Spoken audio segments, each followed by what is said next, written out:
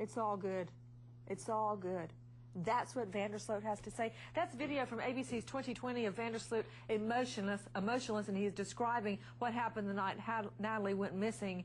With me here on the set is a lady that has been an inspiration to thousands of people.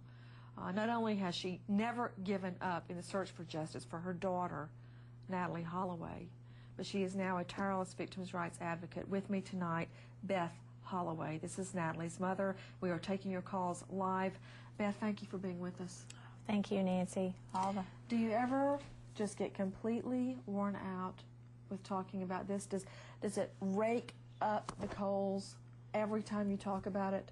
Oh, I'll be honest, Nancy. There was a time when I tell you, I felt like, how can I continue to do this, and where am I going, and what am I getting? I just felt like I wasn't getting anywhere. But you know what?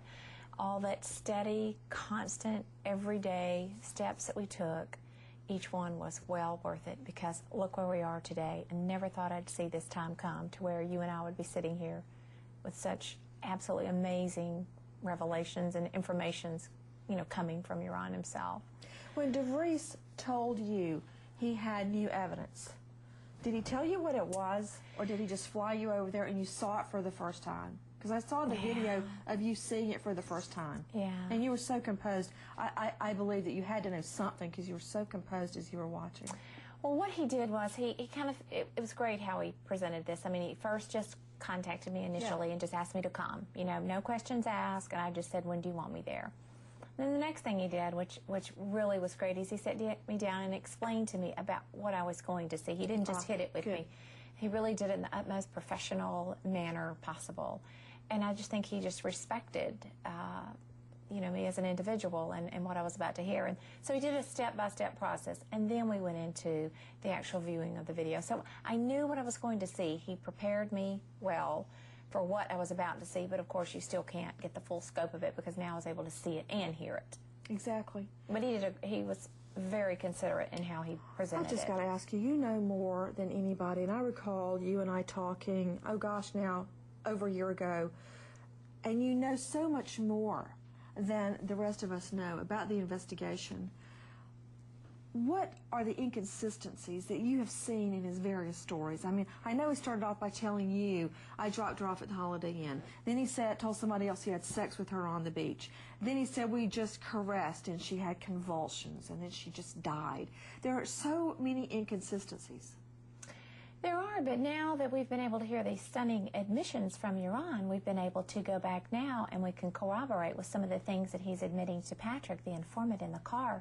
We can bring it full circle and we can go back to the very beginning, because it's absolutely amazing some of the things that Yaron is saying and admitting the condition that Natalee was in. I mean, it's stunning that 48 hours into Natalee's disappearance, I was asked by an Aruban detective if Natalee has a history of seizures or epilepsy.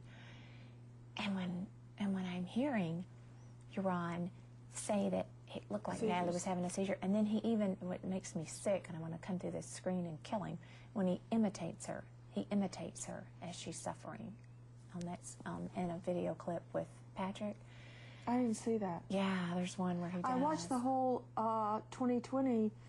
Oh, I'm sorry. Was it on the Dutch version? Yeah, I'm sorry. You mean he mocked her? He imitated her having seizures? Yes.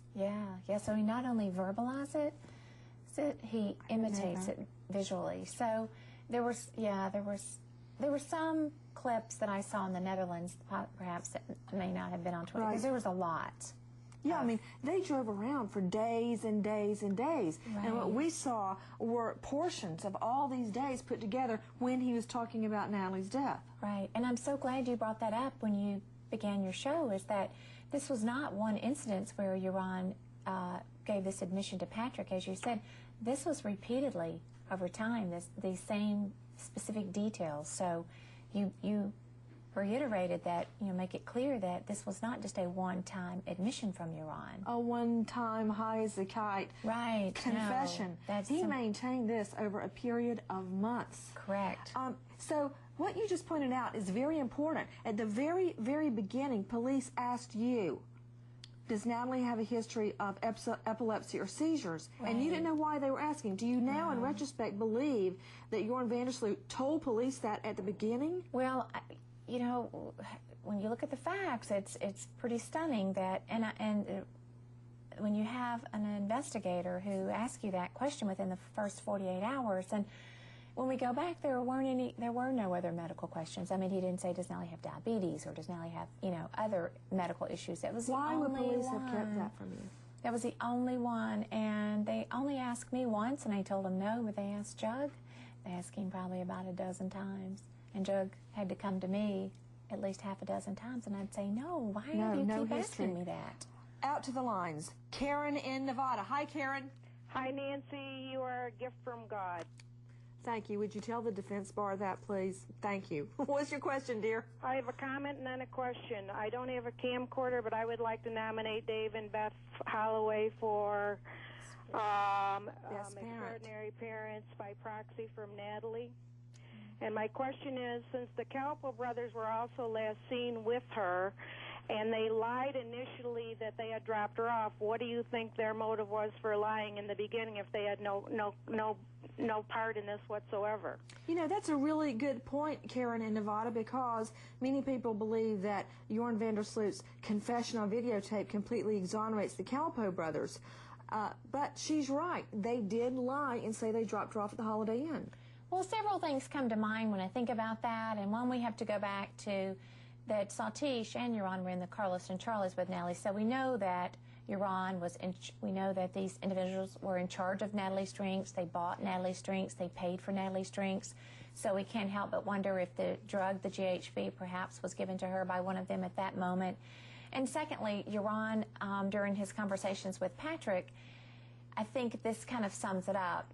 When Jorn got together with Deepak and reached out to him to help him establish that Holiday Inn drop-off, he even states that there was one thing that Jorn was mad about, was he had no idea, and he used some very explicit terms to describe Natalee, the F and B word and all that. I heard him call her a bitch and a whore. But the biggest, and he also said the biggest problem is he had no idea the magnitude. He had no idea that the effing mother would never shut up and would have brought this so global. They had no idea what they were stepping into, Nancy. They were stepping into no idea.